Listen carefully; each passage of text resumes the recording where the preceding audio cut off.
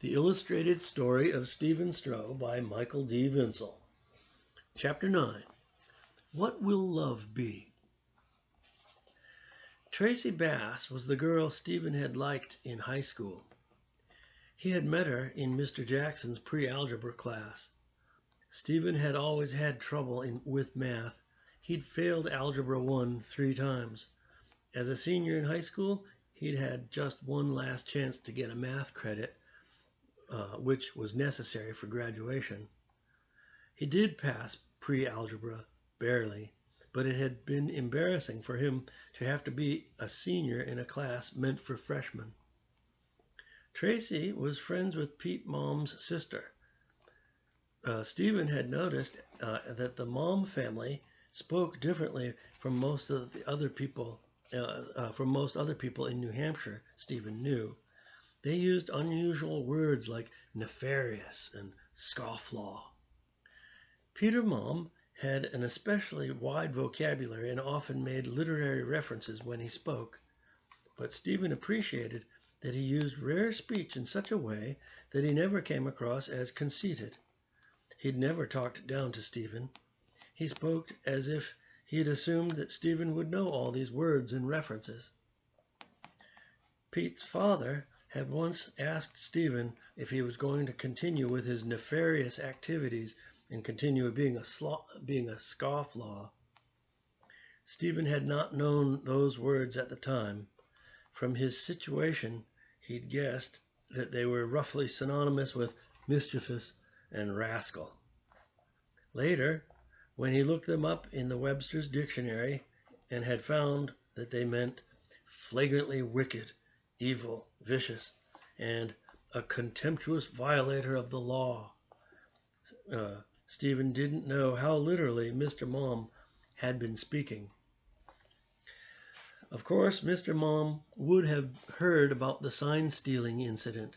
It had been on the front page of the New Dartford Bureau. That had only been a few months ago at the time. Stephen remembered that Mr. Mom had not raised his voice or shown any facial expression of contempt when he had used those words.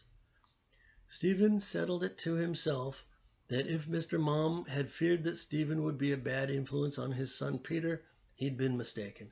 Peter had indeed been a good influence on Stephen. How had it come to be, Stephen wondered, that after that incident, he had gravitated toward Pete's circle of friends and been welcomed into it.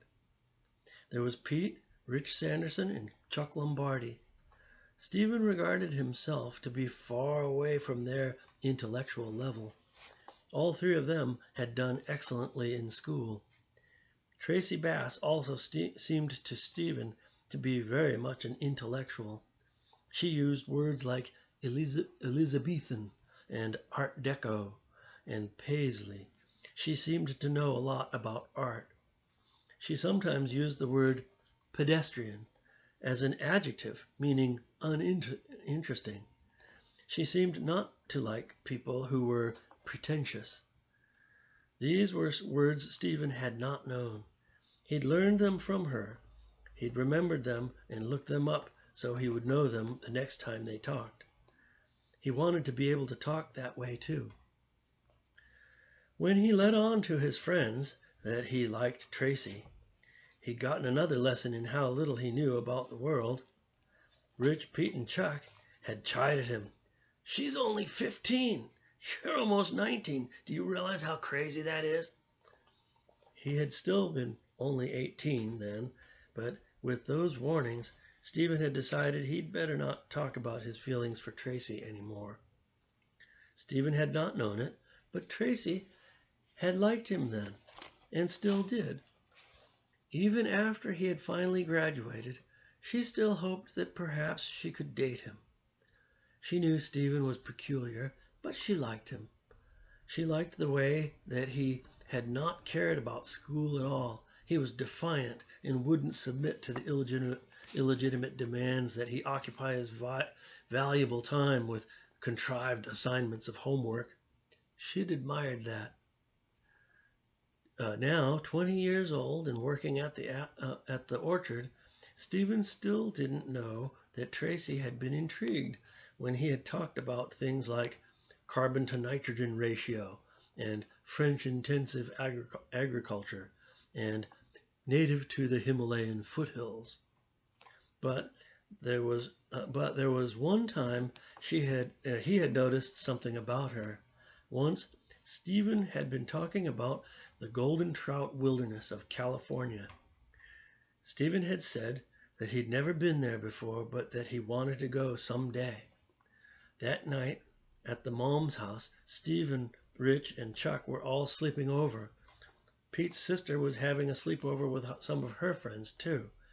The Mom's house was an old brick house with a wooden barn attached to the back, with a thing called the summer kitchen connecting the house to the barn. Pete, Rich, and Chuck had converted one of the rooms in the barn into a hangout place for Pete and his friends. They'd put up acoustic panel on the walls, put down carpet, and installed an old wood stove. They called it the Bat Cave. That night at the Mom's house, Tracy asked Stephen about golden trout. What was so special about them? Stephen gathered his thoughts. "Well, you know rainbow trout, right?" he said. "Yes, I do," Tracy answered. "Well, rainbow trout are native to the watersheds west of the Rocky Mountains, all the way from Alaska to Mexico. Their origins are mostly the same as all Pacific salmon. As the continents rose after the last ice age, over time, certain river systems became landlocked by like an earthquake or something. And then the fish couldn't go back to the ocean, or those that did couldn't come back up the river. You following me?" he asked. "Yes," she answered, her beautiful face paying full attention. "Please continue," she said. "Okay. Well, on one river, the Kern River in California, near Sequoia National Park, a waterfall formed that cut off all the trout upstream from that point. Over time, from earthquakes and such, the whole watershed rose in elevation. Now that waterfall is at around 8,000 feet. The golden trout are all above that, up to like 11,000 feet. "Wow," Tracy said. She kept her hair braided in a long black ponytail. As she said that one word, Stephen was struck by her beauty. Her jaw held slightly forward, attentive, her mouth held open, smiling, as she anticipated the continuation of this amusing explanation of such an obscure subject. That population of what would otherwise be regular rainbow trout had to adapt to the strong sunlight and cold at such high elevation. He paused. "Have you ever seen pictures of the Sierra Nevada mountains in California?" "Not that I know of," she said. "Well," he thought for a few seconds, "you remember Manzanar." "Farewell to Mr. McGorry's English class," Tracy said. "Right. Remember that picture with the big mountains in the distance? That's the Sierra Nevadas. They get tons of snow in winter. Only July and August are warm at all. It's all above timberline, and there's hardly any bugs that can live up there," Stephen said. "So what do the golden trout eat?" she asked. "The San Joaquin Valley is just to the west of those mountains. It used to be a hot, dry prairie with lots of grasshoppers and other bugs. Now it's mostly fruit farms, probably with more bugs," Stephen said. Sea wrath, grapes of," Tracy said, chuckling. Stephen nodded and continued. "There's a particular wind phenomenon that happens in the summer that the hot, dry weather in the valley causes huge updrafts in the daytime. Flying bugs get caught up in the updrafts and get swept high up to where it is freezing cold. Then the wind carries them over the golden trout wilderness, and the frozen bugs drop out of the sky like snow. That's what the golden trout eat. I read that in Sierra Trout Guide by Ralph Cutter. Tracy shook her head in delight. That was the most beautiful explanation of any fishery I've ever heard of. She continued, Stephen, you're beautiful. Please, don't ever grow up. At that, it was time for the boys to go out to the bat cave. The girls would sleep inside the house. That had been winter almost 2 years ago. That night, as Stephen lay in his sleeping bag, Pete, Rich, and Chuck in their sleeping bags, the wood stove crackling with burning sticks, warding off the cold until the stick supply would run out, he wondered why Tracy had said he should never grow up. It worried him. He knew his peculiarity was something other people could detect. He also knew that while she might have been amused at his explanation, which he believed had been reasonably accurate, it was a strange thing to do, to explain something like that not many other people care about. He'd read all that in fishing books that Matthew had. He knew that was not real literature. It worried him that he could not distinguish between what was literature and what was also written, but somehow not literature. Stephen didn't want people to look on him as a child or a fool. He wondered if he had any chance with Tracy. That conversation had happened a long time ago, Stephen thought to himself as he drove the Ford 2000 back to the packing house. It was late September now. The harvest was in full swing. The crew had finished picking the Herrick and Wayne Mountain in mid-afternoon. They would be moving to another block the next morning, so Stephen was driving back to the packing house. It was the first time he would finish work before dark since the harvest began. He drove down Leesboro Center Road as it descended the hill overlooking the Sahican Valley. Ancient stone walls lined the road. Stout sugar maples had been planted at regular intervals in a bygone century.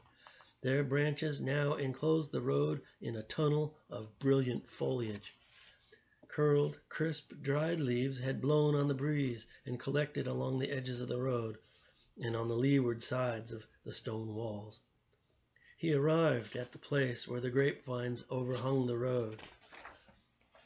The wild grapes ripened unevenly. New clusters had descended to within reach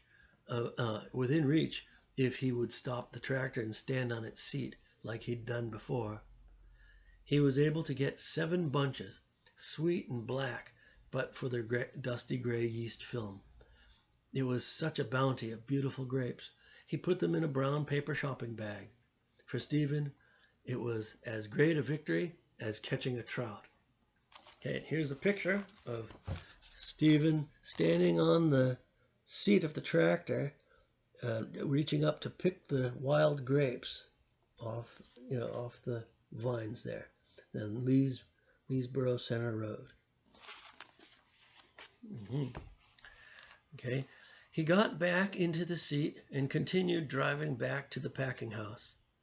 Then, not far ahead, as the road emerged from the foliage tunnel into the expansive view of the valley, he saw a girl walking along the side of the road. To Stephen, she was a vision of beauty. She made the centerpiece of the scene, the valley spreading out behind her, resplendent in the peak of fall foliage, the girl dressed in a white cotton dress of light cloth. She walked in dappled sunlight. Stephen knew himself to be prone to exaggerating scenes of beauty, but this was real. As he approached on the tractor, he saw that it was, of all people, Tracy. He slowed down to make sure. Sure enough, it was Tracy. He stopped the tractor. "Tracy, wow, what are you doing out here?" he asked. "I'm taking a walk on this beautiful day in this beautiful place," she said. "Yes, it is beautiful, isn't it?" he said. He paused, not knowing what to say next. I picked some grapes back there. You want some? He held out the paper bag. Tracy looked inside. I saw those back there, she said. Yeah, I stood on the tractor seat to get them, he said. Of course, I couldn't reach them, so I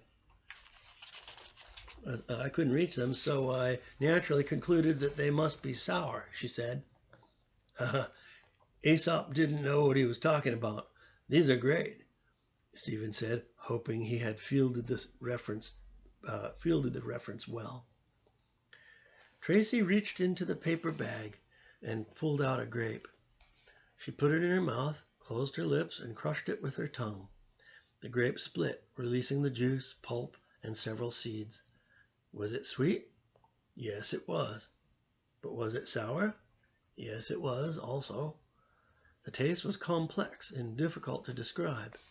She separated the seeds and spit them out. It took some time to evaluate these grapes. Simple words like good or bad did not fit. She noticed that the experience of eating these grapes changed over time, as the different parts of the grape produced different reactions in her mouth. Well, I've tasted wild grapes before, but these are great. They're sweet, and then they have just a little tartness. Makes me feel like a wine taster. They're wonderful, she said. Would you like a ride down to the packing house? I can give you a ride to there at least, Stephen said. I'd love that. Actually, I'm tired, she said. Stephen lowered the forks. He showed Tracy how to sit on the crossbar atop the forks and to hold the end of her dress twisted in her hand so as to keep it from getting caught in the wheels. He was afraid that Tracy would be put off by his strictness on these points of safety, but he knew he had to do this safely. Tractors were not designed to take passengers, he knew. He raised the forks, lifting Tracy up off the ground. She clasped the hem of her skirt with one hand, and the other hand holding the crossbar. She looked at Stephen with a calm and confident expression and nodded that she was ready to go. He started down the hill toward the packing house. It was a lovely fall afternoon. The orange and red of fall foliage stretched to the horizon. To Stephen and to Tracy, the dark green, almost black, of scattered groves of pine and hemlock looked as brush strokes would in a painting. They both squinted to blur their eyes to see this wonderful view as it would be rendered in a painting. Neither was aware of the other doing this, but that's what they were doing. The tractor carried the two of them. The aged asphalt surface of the road crisscrossed with the shadows of tree trunks and branches. Stephen's mind swirled with romantic feelings for Tracy. He hid those feelings. Stephen thought about exactly how old she must be by now. She must be 17 at least. Yes, probably 17, he figured. He was already 20. Tracy had always known that something was peculiar about Stephen. Everybody knew that. But she had felt something for him since way back in pre-algebra. She had wanted to kiss him back then. He was beautiful in his own way, she thought to herself. But what it might lead to if she did that now, she feared. She was afraid that the very things about Stephen that she found attractive were traits that indicated perhaps an inability to do well in the world as it is. For this afternoon, she resolved to put those worries aside. It was indeed a beautiful day. The slow motion ride of the tractor, the chugging of its engine, the painterly beauty of the scenery, all came together to induce an anesthetic calm in her, almost hypnotic, as they rounded the last hill overlooking the valley.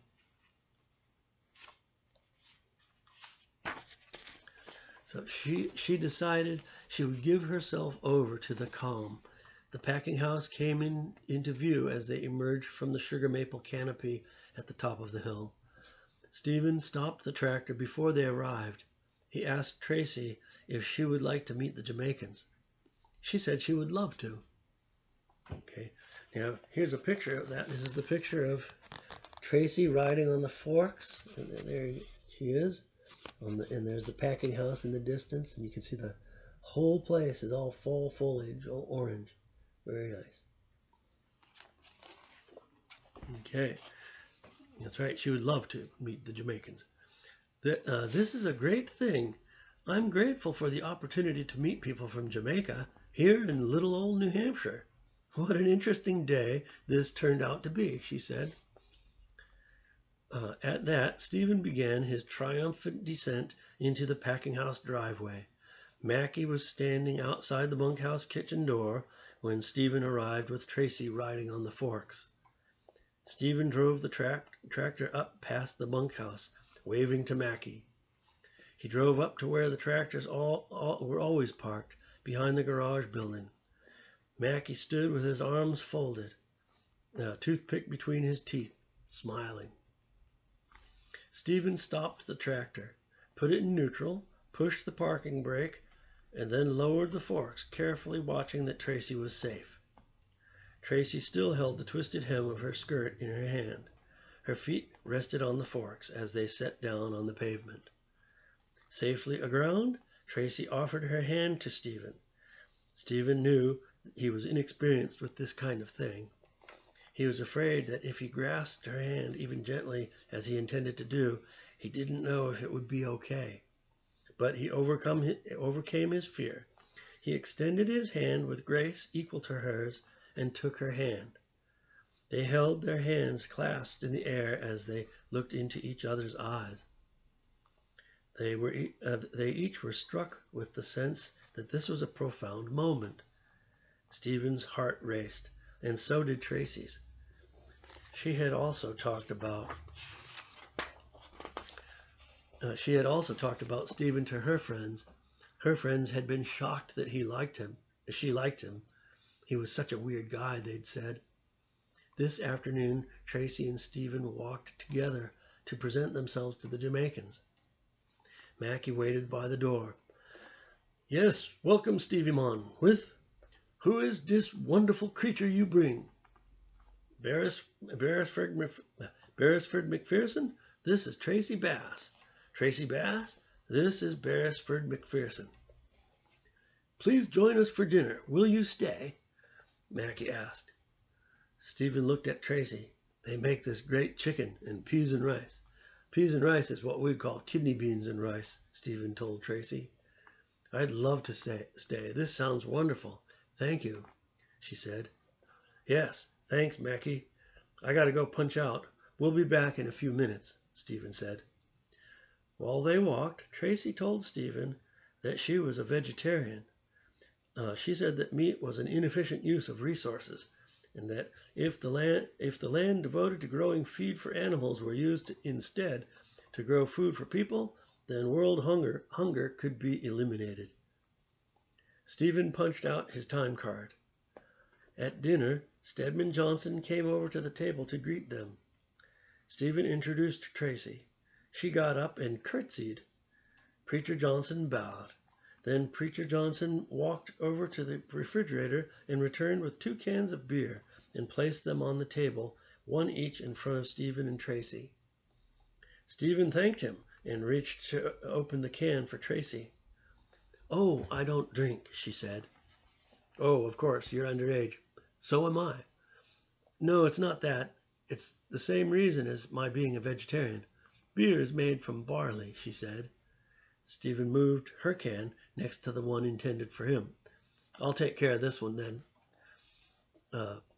Stedman Johnson arrived with 2 full plates, one for Tracy and one for Stephen. "I'll also take care of your chicken if you want," he said quietly. "That's fine," she said. Stephen thought about Tracy's logic.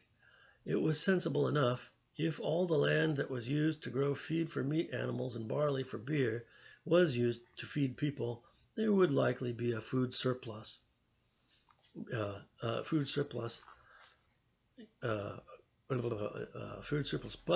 Stephen was skeptical of the notion that a food surplus in one country would necessarily lead to a reduction of hunger in other countries. Actually, I have thought about that before. I mean, what you're talking about, Stephen said. I know it's an uphill battle. Being a vegetarian is something I can do now. It's the least I can do, Tracy said. That's true. What I want to do is be able to grow all my own food. I've always wanted to live independently, not alone, but I think that instead of everything dependent on this huge commercial system, it would be better to have small, self-sufficient communities, Stephen said. Yes, I think so too. Thank you for eating the chicken and drinking the beer for me. The peas and rice are great, Tracy said. Neville Jarrett joined the conversation.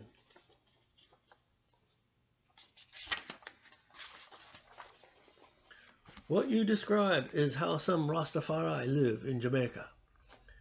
Many Rastafari live in the village in the mountain. They are vegetarian too. Their food is ital, Neville Jarrett said. Rastafarians are vegetarians? I had not known that, Tracy said. Not all Rasta. The Nyabingi must be vegetarian. I am of 12 tribes. Meat is permitted. It would be impossible to be vegetarian in this situation. So you know Rastafari? He asked Tracy. Just from Bob Marley, she said. Yes, Bob Marley. 12 tribes, like I, Neville Jarrett said. They talked until most of the other Jamaicans had gone to bed. Tracy said she had to go home. She would walk. She got up from the table. Thank you, everybody. The meal was wonderful. And Stephen, thank you for the ride on the tractor today, she said. Stephen got up to see her out to the driveway. Mackie, Stedman Johnson, and Neville Jarrett watched from the doorway as Stephen and Tracy walked down the driveway and onto the road, out of view of the Jamaicans. When they came to the point where she would go and he would stay, they stopped. They looked at each other, and they looked at each other in the darkness. They did not talk. They just looked at each other and tried to keep themselves composed as unfamiliar feelings rushed through the two of them. In the darkness, their faces moved slowly toward each other, as if compelled by some force in the air. They became entranced. Time stopped, as they could feel the warmth of each other's face in the cold night. Then it happened. Their lips touched, and a magical feeling shot through them and shut out the rest of the world. Neither of them had ever known such joy. They stood in the road. They stopped kissing and looked at each other. Tracy bowed her head down and held her face against Stephen's chest. He held his arms around her. It was the most wonderful feeling Stephen had ever known. It was also the most wonderful feeling for Tracy. I have to go home, she said. Okay, I just have my bicycle, and actually I'll probably sleep here at the bunkhouse tonight, he said. Really? You can do that? She asked. Yes, I've done it a few times. It's the harvest. She put her hands on his shoulders and looked at him in the darkness. They stood without talking. He put his hands on her sides. Tracy, he composed his thoughts. The harvest is a tough time. I have to work 7 days a week like this. I won't have any time to see you until the beginning of November when it's over. But after that, can I see you? Can I see you? Yes, she said. She pulled him toward her and they kissed one last time. The number's in the book. Only Bass on Juniper Hill Road, she said. Tracy walked down the dark road away from Stephen. It would take her about an hour to walk home. She would arrive at around 10 o'clock and had not called home. She knew her mother would be worried. It was Sunday night. She had school in the morning. But for this walk home, all she wanted to do was relive that moment. She thought about her parents' divorce. Her father had moved out of the house. Her older brother had moved out before the divorce. Now it was just Tracy and her mother in the house. She thought of what she wanted her life to be. The moon cast eerie shadows of tree trunks across the road. It would frost that night. Did I kiss Stephen Stroh tonight? Yes, you did, Tracy Bass. You certainly did, she said to herself. She realized that there had to have been a time when her mother had felt the same feeling as she had just felt with Stephen. It was wonderful, but it scared her. She knew she liked Stephen, and she had often imagined what it would be like to be with him. Now she had really kissed him. She had never expected this day to end the way it had. She worried because confronted with the possibility that she might actually get what she had hoped for, she wasn't sure if she had really hoped she would really get it. On the other hand, she thought to herself, she had indeed hoped for just exactly that moment she had just experienced. She knew Stephen was honest, humble, and very interesting to talk to. She thought she should be happy. She wished that for just a while she could stop thinking. She could stop thinking so much. She resolved to stop her thoughts and just enjoy the shadows on the road. Stephen stood in the road as Tracy walked away in the night. When she was out of sight, he looked back toward the bunkhouse. He knew he'd face a gauntlet of comments when he returned to the kitchen. But that's where he had to go, and he braced himself for it. He began walking back toward the yellow halo of the bug light above the bunkhouse kitchen door. He stopped and closed his eyes. He imagined what Tracy might be thinking about. He imagined himself walking with her. A feeling rose in him that his whole life was about to change. From now on, everything would be different. He walked up to the kitchen door. Mackie was still outside talking with Pixley Wilson and Neville Jarrett. They faced Stephen as he approached, Mackie with his great smile, the other two with serious faces. Stevie Mon, she is a fine woman, Mackie said. Indeed, she is vegetarian, Neville Jarrett said. Yes, Mr. Stevie, you marry her, Pixley Wilson said. She is good woman. Stephen had expected less polite comments and was unprepared to answer what the men had actually said. Thank you, Mackie, Neville, Pixley. I appreciate that. Yes, she is a wonderful woman. I hope I can, well, marry her? It might be a little early to be talking about that, Stephen said. Of course. Come on in. You sleep here tonight, Mackie said. Stephen had not called his parents to tell them he was not coming home.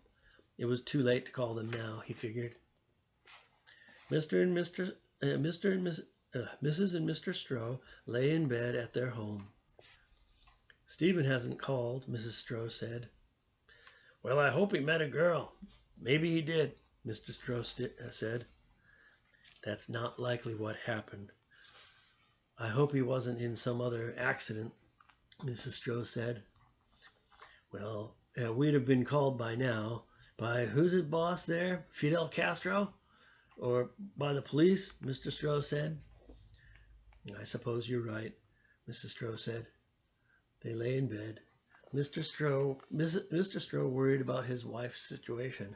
It was coming up on 5 years since she'd started on dialysis.